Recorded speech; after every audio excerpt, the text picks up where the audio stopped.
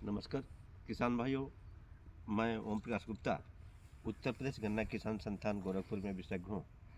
आज जो शासन की मंशा है किसानों की आय बढ़े, इसी क्रम में बिजनौर जनपद के चौहरा चीनी मिल परिषद का एक फार्म पर मैं आया हूँ।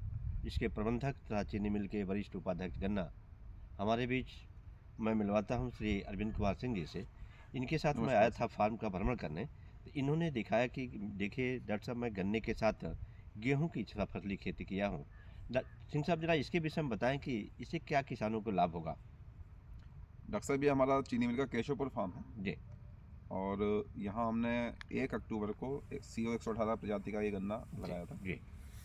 ये गन्ना हमने 2 आँख के सेट से लगाया था और उसके बाद उस पर 2 इंच ही मिट्टी हमने 2 इंच क्यों मिट्टी डाली, क्यों थी। नहीं ढकवा दिया उसको पूरा? बहुत अच्छा सवाल है डॉक्टर साहब आपका। 2 इंच मिट्टी इसलिए डाली कि 2 इंच मिट्टी अगर हम डालेंगे तो गन्ने का जमाव जल्दी आ जाएगा, जल्दी आ जाए। जल्दी, क्योंकि उसको 2 ही इंच मिट्टी जी हटा जी के जी बाहर जी निकलना है। जी। यदि हम 6 इंच मिट्टी डालेंगे पूरा ढक देंगे हाँ तो उसको पहले 6 इंच मिट्टी हटानी है तब बाहर आएगा। जी जी तो 2 इंच मिट्टी डाली थी तो गन्ना हमारा 7वें 8वें दिन जम के बाहर आ जी गया जी। था। हमारा 8 अक्टूबर को गन्ना जम के बाहर आ गया था। यदि हमने 6 इंच मिट्टी डाली होती तो ये गन्ना 25-30 अक्टूबर को जम के बाहर जी निकलता। तो जर्मिनेशन भी प्रभावित होता और जर्मिनेशन कम आता। तो एक तो लाभ हमको ये मिल गया।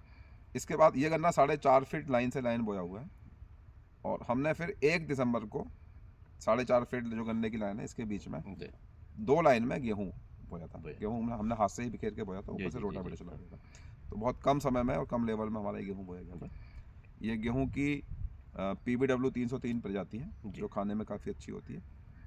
और एक विशेष ध्यान रखना है कि हमने 4.5 फीट की जो गैप है उसको 1-1 फीट दोनों तरफ से छोड़ा है। गन्ने की तरफ 1-1 फीट छोड़ा दोनों तरफ। वो इसलिए कि जब गेहूँ बड़ा होगा मार्च के महीने में पकने से पहले, तो अगर हम इसको ज़्यादा बो देंगे तो गेहूँ की छाया गन्ने के ऊपर आएगी। गन्ने की ग्रोथ उस समय तक उतनी नहीं होगी, तो उससे गन्ने की टिल्डिंग यानी ब्यात प्रभावित होगी। तो हमने गन्ने की उपज को सेक्रीफाइस नहीं करना है, वो हमारा प्राथमिक उद्देश्य है, उसको हमें बढ़ाना है और साथ में सह फसली लेके अपनी इनकम लेनी है। तो इस कंडीशन में भी हमें उम्मीद है कि ये लगभग 12-14 कुंटल प्रति एकड़ गेहूँ हो जाएगा। कल मैं आपके साथ एक गांव में गया था केवाड़। वहाँ किसान कह रहे थे कि 118 में टिल्डिंग कुछ कम है, किले कम निकलते। लेकिन मैं आपके यहाँ देख रहा हूँ यहाँ पर 118 में अभी आपका ये जनवरी है, 4-5 कल्ले निकल गए हैं। इसका मतलब बुआई के समय पर ये कल्ले निकलने का विशेष प्रभाव है।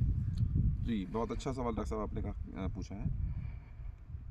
बुआई का जो सर्वाधिक उपयुक्त समय है वो 2 ही माने जाते हैं, या तो 15 अगस्त से 15 सितंबर या फिर 20 फरवरी से 20 मार्च, 20-25 मार्च, क्योंकि इस समय टेम्परेचर लगभग 35 डिग्री दोनों ही महीने में होता है। तो यदि आप इस समय गन्ने की बुआई करेंगे तो आपको सर्वाधिक जमाव और ब्यात प्राप्त होगा।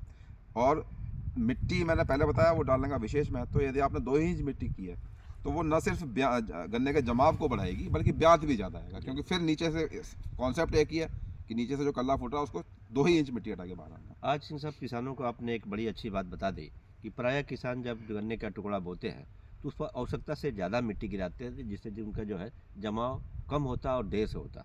दूसरा, आपने जो दोनों के बीच 1 फुट ज़मीन छोड़ दिया है जगह, इसका जो है दुष्प्रभाव गन्ने पर नहीं पड़ेगा। इसके लिए धन्यवाद। सभी किसान भाई इसको जो है अपनाएं।